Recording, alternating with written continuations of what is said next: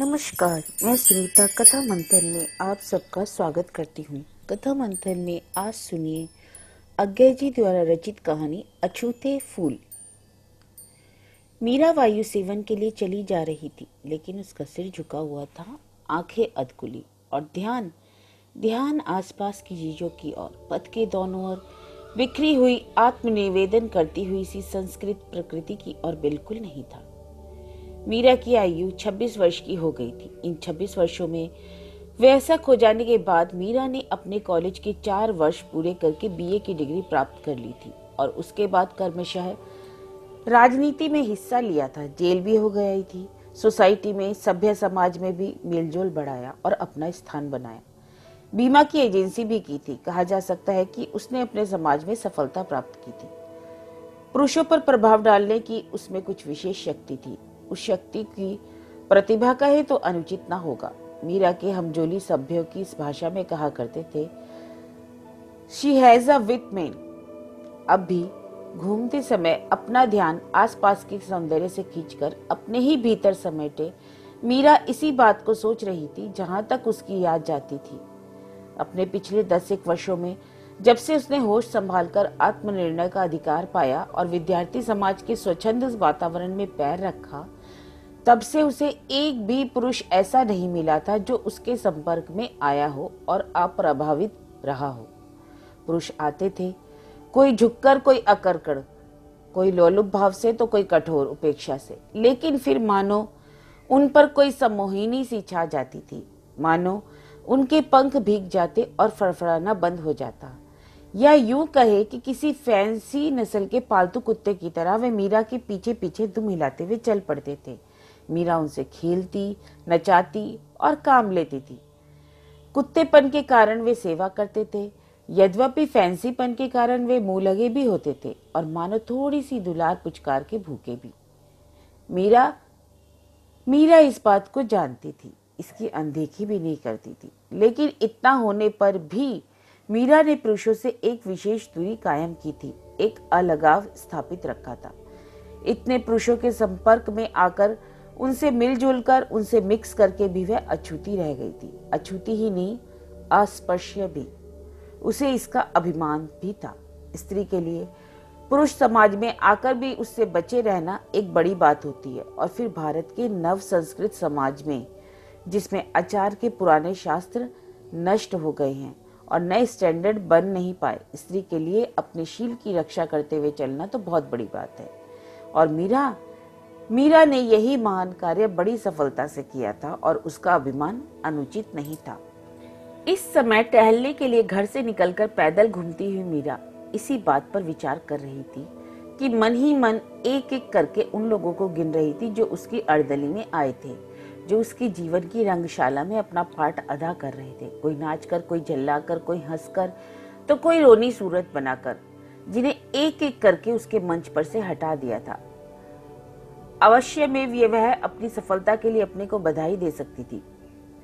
कीच में कमल की उपमा शायद एक अनुचित डींग हो, लेकिन वह अपनी तुलना उस मधुमक्खी से अवश्य कर सकती थी जो भांति भांति के फूलों का रस लेकर मधु संचय करती है, पर अपने पंख कभी उसमें नहीं लिपटाने देती। यही सब सोचती हुई मीरा टहलने चली जा रही थी, लेकिन वह प्रसन्न नहीं थी। वह अपने को बधाई देती जा रही थी, लेकिन उसका मन मुरझाया हुआ था। उसके बधाई के शब्द मानो अर्थहीन थे, पर उन्हें दोहरा दोहरा कर भी उनसे जरा सा संतोष या आनंद नहीं खींच पाती थी। उसके पैर पथ पर क्रमानुसार पड़ते जा रहे थे। यही उसका टहलना था।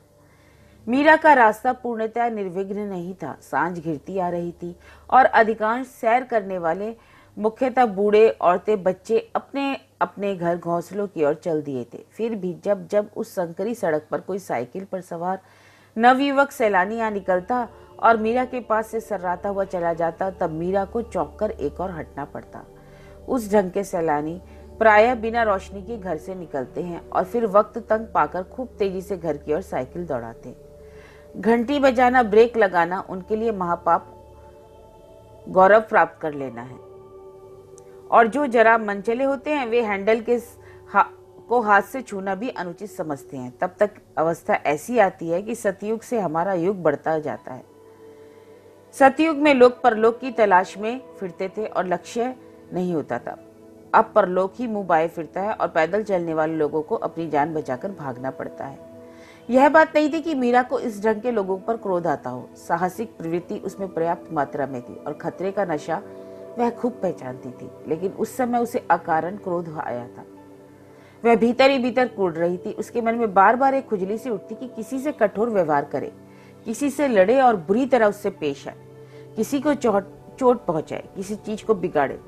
क्यों, किसे, कैसे, यह सब उसके आगे स्पष्ट नहीं था, पर उसका मन मनुष्य मात्र के प्रति एक तीखी अप्रीति से लबालब भर रहा था और छलक पड़ता था।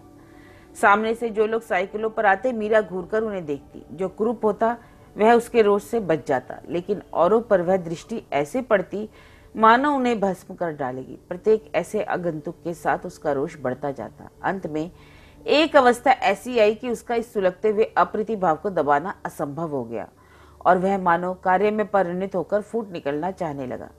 दूर ही से साइकिल की घंटी सुनकर मीरा कुछ चौंकी।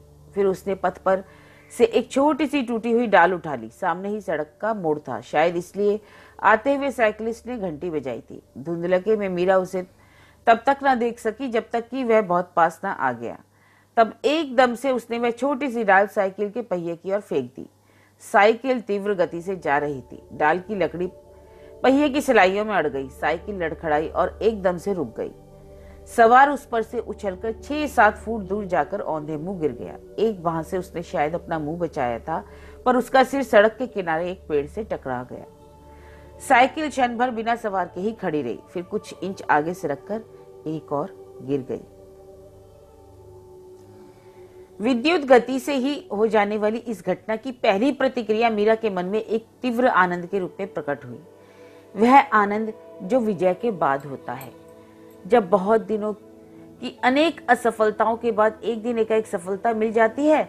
एक दूसरे ही क्षण उसने जाना वह उल्लास जीत कर नहीं, कुछ काम कर लेने के नहीं। उल्लास का कारण यह है कि सामने कुछ काम करने को है। कैदी को जब मुक्ति मिलती है तब एक तरह का आनंद उसे होता है, पर इस समय मीरा को आनंद हो रहा था जैसा कि बहुत दिनों से काल कोठरी में निकम्मे पड़े हुए कैदी को उस समय होता है जब उसे मशक्कत दी जाती है, फिर वह चाहे पत्थर का कूटना हो, जगाई या कोल्हू ही क्यों ना हो। मीरा लपक कर उस आदमी के पास पहुंची। वह सड़क पर फैला हुआ पड़ा था। उसके शरीर में किसी तरह की गति नहीं थी। मीरा ने कलाई पकड़कर देखा, वह नब्ज भी नहीं पा सकी। उसने युवक का सिर उठाया, भारी जान पड़ा और एक और लुढ़क गया। तब मीरा एकाएक घोर चिंता में सिहर उठी, आंखें फाड़ फाड़ कर देखने लगी, कभी युवक की और कभी साइकिल की ओर, कभी उस अपने हाथ की ओर जिसने वह डाल पहिए में अटकाई थी। बहुत शोर के बाद अगर एकाएक मौन हो जाए तो हमारे भीतर से ही मानो कोई चीख उठता है और नीरवता नहीं होने पाती। मीरा के भीतर भी कोई एकाएक पुकार उठा कि सड़क पर कोई आसपास कहीं कोई नहीं है, सैर का समय खत्म हो गया है। और बरसों बाद अब मीरा की नई शिक्षा उसके काम आई। उसने बिना किसी प्रकार के संकोच या झिझक के उस बिल्कुल अजनबी नवयुवक को घुमाकर सीधा किया और ओह लॉर्ड कहते हुए बाहों में उठा लिया। बोझ बहुत था, लेकिन परिताप में दानवी शक्ति होती है। लगभग 1.5 फलांग चलकर मीरा एक चौराहे पर पहुंची जहां एक बेंच पड़ी हुई थी। मीरा ने उफ कहकर युवक को उस पर डाला, फिर कुछ आगे बढ़कर एक तांगे को पुकारा। उसकी मदद से युवक को तांगे में लाकर चलो अस्पताल कहा। Concussion of the brain, concussion of the brain. अस्पताल की दुर्घटना वार्ड के बाहर के बरामदे में मीरा बैठी है। उसे वैसे ही बैठे हुए लगभग पौन घंटा हो गया। बेंच पर बिल्कुल सीधी बैठी है। मुख पर जरा भी मलिनता नहीं है, किसी तरह की गति नहीं। वह आंख भी नहीं झपकाती, लेकिन इतने काल का वह निश्चित तनाव ही प्रकट करता है कि उसके भीतर कैसी अशांति है।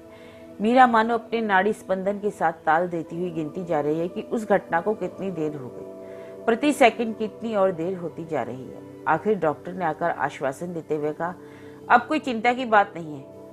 क्या? डॉक्टर ने अपने स्वर में कुछ घनिष्ठता, कुछ वात्सल्य लाकर पूछा, आपके कोई संबंधी है क्या?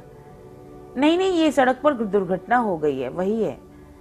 डॉक्टर ने कुछ बदले हुए दैनिक व्यवहार के यद्यपि अभी भी दया स्वर में कहा, कोई फिक्र नहीं, बच जाएगा। मीरा बेंच पर से उठकर एकदम चल दी। विनयपूर्ण प्रशंसा को स्वीकार करने या सुनने के लिए वह रुकी नहीं। आपकी सहृदयता, डॉक्टर ने कहा। घर में आ गई। मीरा लौटकर सीधी अपने कमरे में चली गई। धड़ाके से द्वार बंद कर खिड़की के पास बैठ गई। खिड़की खुली थी। आधी दूर तक लगा हुआ रेशमी शीट का पर्दा हवा के झोंके से मदमताता सा झूम रहा था, कभी भीतर की ओर, कभी बाहर की ओर। दूर घरे नीले स्वच्छंद आकाश में तारे टिमटिमा रहे थे। मीरा को याद आया जब उसने घोर आकांक्षा से भरकर उस बेहोश युवक को बंद पलकों को खोलकर भीतर झांका था। तब उसमें स्वाभाविक आलोक बुझा हुआ सा था। आत्मा के वे द्वार बंद नहीं हुए थे, पर उनसे आगे एक झीना पर्दा सा छाया हुआ था। उस फीके पड़े हुए चेहरे में जबरदस्ती खोली हुई आंखें ऐसी लगती थी मानो, लेकिन वह नहीं चाहती थी उस युवक के बारे में सोचना। उसे क्या उस युवक से? वह उसे अस्पताल पहुंचाई, अब ठीक है, मर नहीं जाएगा। लेकिन उसका चेहरा मीरा के आगे फिरने लगा। नहीं, मीरा ने अपने ओठ जरा से काट लिए। नहीं देखेगी उसका चेहरा, वह पीड़ा से सिकुड़ा हुआ शरीर। नहीं देखेगी। क्या नहीं देखेगी? क्या नहीं देखेगी? वह दोहराते हुए बार बार उसे देखती ही जा रही थी। उसने फिर अपने होठ काट लिए, भुट्टियां घोट ली। एक मुट्ठी में अभी तक वह फूल दबा हुआ था जो उसने टहलते समय राह के किनारे लगी क्यारी में से तोड़ लिया था।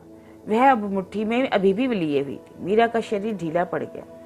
उसका देर का संचित तनाव मिटने लगा। वह स्थिर अनदेखी दृष्टि से उस फूल की ओर देखने लगी। मुरझाया हुआ, कुचला हुआ, गर्मी और पसीने दबाव से अपनी सफेदी खोलकर काला पड़ा हुआ फूल। उसे अपनी डींग याद आई। पंख में पंकज तो नहीं, पर हाँ, मधुमक्खी अवश्य, जो अपने संचित किए हुए मधु को अपने पंख में नहीं लिपटाती, फंसती नहीं, मुक्ति ही रहती है, अछूती, अस्पर्श्य। अब उसने फिर से अपने होठ काट लिए। अब की बार कुछ भुलाने के लिए नहीं, इस बार केवल उस एक शब्द के उच्चारण को रोक देने के लिए जो उसकी सारी विदेशी शिक्षा और सभ्यता और संस्कृति का निचोड़ बनकर उसके होठों तक आया था। डैम! तब एकाएक उसकी आंखों से आंसू गिरने लगे, शब्दहीन, बड़े बड़े, गोल गोल आंसू।